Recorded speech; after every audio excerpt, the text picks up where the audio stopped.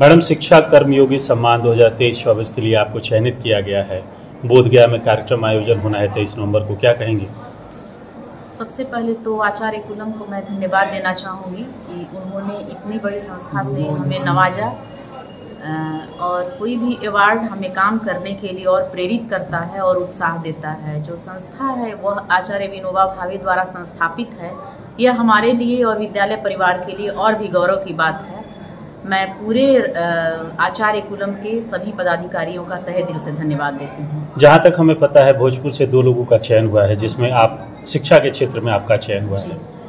शिक्षा के क्षेत्र को बढ़ावा देने के लिए आगे आपके क्या प्रयास होंगे और किन वैसे प्रयासों को देखकर चयन किया गया है इस आचार्य कुल संस्था के द्वारा? देखिए, जब हम लोग विद्यार्थी जीवन को छोड़ करके कुछ करने की सोचे तो सबसे पहले हम लोगों ने विद्यालय की स्थापना की। उस समय में हम लोग यह सोचे कि जो सीबीएसई का करिकुलम था, आम जन में, समाज में यह भ्रांतियां थीं कि बड़े घर के और तथाकथित उद्योगपति या फिर जो उच्च श्रेणी के लोग हैं वही अपने बच्चों को सीबीएसई बोर्ड में पढ़ा सकते हैं। हम लोगों ने, संभावना ने इस मिथक को तोड़ा और मध्यम वर्गीय और गरीब तबके के बच्चे भी पढ़ सकते हैं, उनके अभिभावकों का भी सपना पूरा हो सकता है। इसको लेकर के हम आगे चले और आज संभावना में अच्छा रिजल्ट होता है, अच्छे खिलाड़ी निकलते हैं। अभी विद्यालय अपना रजत जयंती समारोह वर्ष मना रहा है, जो कि दिसंबर मिड तक हम लोग इसका ग्रांड सेलिब्रेशन करेंगे।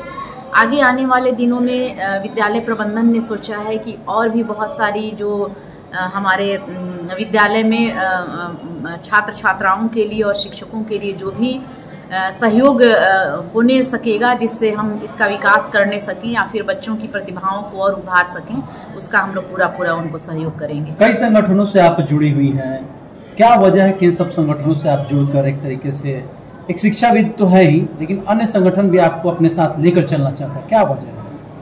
देखिए, आदमी कहता है ना कि उसमें संस्कार ऐसे पड़े हैं।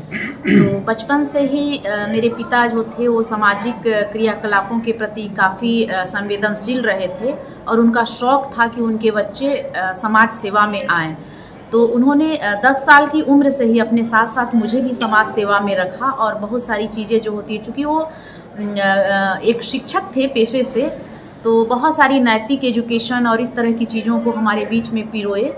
तो वो चीज़ें जो है कहा जाता है ना, संस्कार कह के नहीं दिया जाता है। हमारे आसपास, हमारे घर में, हमारे माता पिता के अंदर जो चीज़ें होती हैं और जिसको हम देखते हैं, वही संस्कार के रूप में आगे जाके प्रस्फुटित होती हैं और उसी स्तर पर हम काम कर पाते हैं। बच्चे संभावना के तहत अपनी संभावनाओं को तलाशते हैं। उन संभावनाओं को, बच्चों को उन संभावनाओं तक पहुंचाने के लिए संभावना क्या क्या करता है, आप लोगों का क्या प्रयास रहता है, इसके बारे में कुछ बताएं।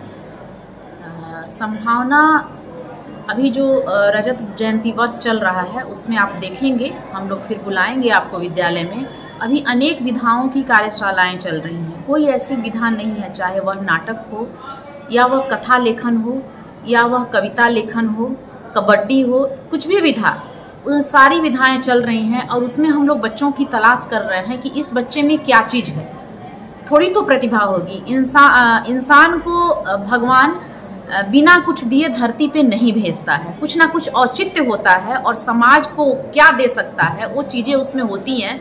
और संभावना यह प्रयास करता है कि उन चीज़ों को पकड़कर बच्चों के बीच से उसको निकालना, उसको तराशना, ताकि वह बड़े होकर उसका समाज में और देश के काम में उसकी प्रतिभा आ सके। राष्ट्रीय स्तर की संस्था के द्वारा आपका चयन किया गया है शिक्षा कर्मयोगी सम्मान के लिए। आपको आज सुबह से ही कई लोगों ने बधाई दी है, उनके लिए क्या संदेश होगा?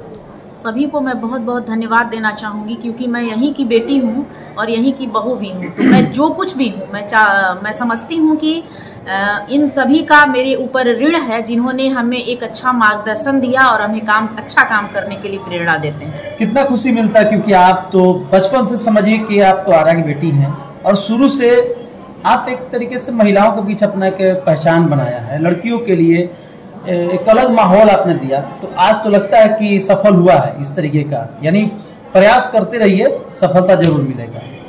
हाँ, प्रयास तो अपना करना ही चाहिए और जाहिर सी बात है कि हम जिस क्षेत्र में भी मेहनत करते हैं, अगर तहे दिल से करते हैं तो कामयाबी तो मिलती ही है और अच्छा लगता है। अप्रिशिएट लोग करते हैं तो बहुत आनंद आता है और लगता है कि हाँ हमने कुछ विशेष किया है। उन सभी का बहुत बहुत धन्यवाद।